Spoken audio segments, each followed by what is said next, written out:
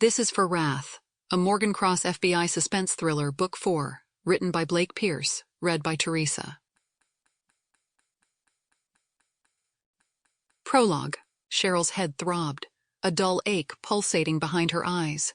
She tried to lift her arm to massage her temples, only to find that she couldn't move it, and a strange pain radiated through her face. Panic surged through her veins like liquid fire, momentarily overriding the fog of drowsiness that weighed down her mind. Her surroundings swam into focus: white walls, sterile equipment, and an unsettling smell of antiseptic. A clinic? How had she ended up here? She blinked against the flickering fluorescent lights above her, their harsh glare blinding her. Her breaths came in shallow gasps, and she fought the urge to hyperventilate. Something was wrong. Terribly wrong. "Ah, you're awake," said a man's voice, laced with a sinister tone that made her blood run cold. He approached from the shadows, his face obscured by darkness. "I must say your contribution has been invaluable."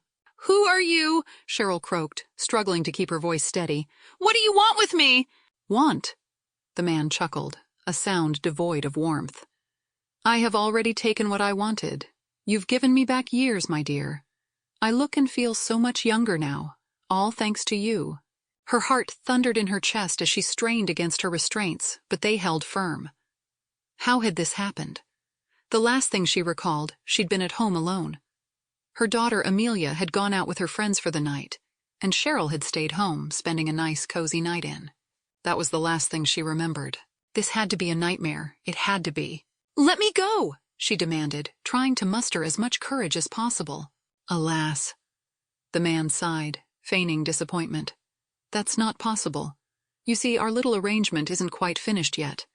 "What arrangement?" Cheryl asked, her voice trembling despite herself.